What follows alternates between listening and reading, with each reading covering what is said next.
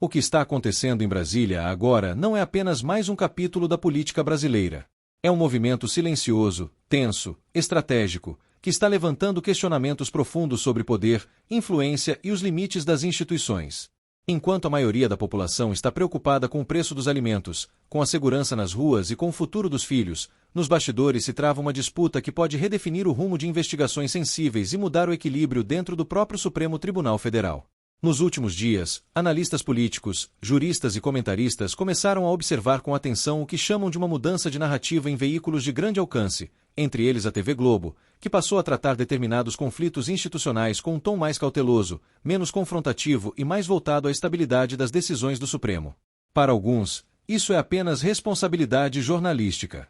Para outros, é um sinal de que há uma tentativa de reduzir a temperatura de uma crise que poderia se tornar institucional. No centro dessa discussão está o ministro Edson Fachin, visto por muitos como uma figura de equilíbrio dentro da corte. Há quem interprete suas posições recentes como uma tentativa de evitar que embates internos se transformem em choques públicos entre ministros. Já críticos dizem que esse movimento acaba funcionando como uma espécie de contenção de danos em torno de decisões passadas e de colegas que vêm sendo alvo de forte pressão política. Entre esses colegas estão Dias Toffoli e Alexandre de Moraes, frequentemente colocados no centro de debates acalorados sobre ativismo judicial, condução de inquéritos e o alcance das decisões do Supremo. Importante deixar claro que, juridicamente, não há condenações relacionadas às narrativas que circulam no campo político. O que existe é uma disputa de versões, interpretações e críticas que se intensificaram com o passar dos anos. O chamado caso envolvendo o Banco Master entrou nesse cenário como mais um elemento de tensão política e jurídica, sendo usado por diferentes grupos como símbolo de algo maior. Para uns, a necessidade de investigações profundas. Para outros, o risco de transformar disputas políticas em batalhas judiciais intermináveis. O tema passou a ser explorado muito mais no campo da narrativa pública do que no campo das decisões definitivas. Nesse contexto surge outro personagem importante, o ministro André Mendonça. Sua atuação, vista por apoiadores como técnica e garantista, é interpretada por críticos como parte de uma divergência interna sobre até onde determinadas apurações devem ir. O que para uns é rigor jurídico, para outros é potencial de instabilidade institucional. E é exatamente aí que começa a verdadeira disputa. Não é apenas sobre um caso específico. É sobre qual visão de judiciário deve prevalecer.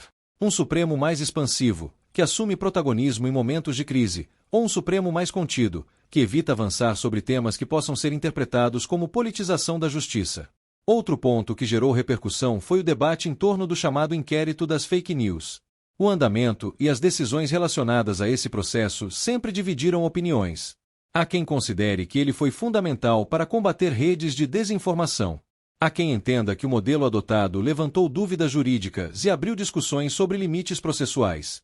Quando surgem notícias de arquivamentos, revisões ou rediscussões de escopo, imediatamente aparecem interpretações dizendo que isso enfraquece este ou aquele ministro.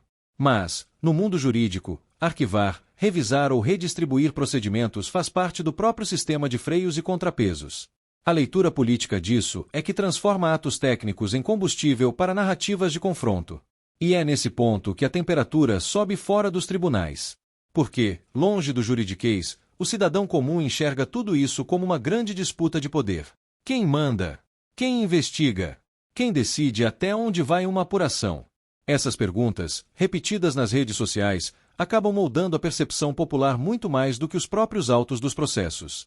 O Brasil vive hoje uma era em que decisões judiciais são analisadas como movimentos de xadrez. Cada voto é interpretado, cada declaração é dissecada, cada silêncio vira teoria. O ambiente de polarização faz com que qualquer gesto seja visto como alinhamento a um lado. Enquanto isso, dentro do Supremo, ministros continuam insistindo publicamente na ideia de que divergências fazem parte de qualquer corte constitucional do mundo. Não existe tribunal sem debate interno. Não existe colegiado sem visões diferentes. A questão é que, no Brasil atual, essas divergências deixaram de ser apenas jurídicas e passaram a ter peso político imediato. A cobertura da imprensa, inclusive, passou a ser observada como peça-chave nesse tabuleiro. Quando muda o tom, muda a percepção pública. Quando diminui o volume, surgem suspeitas.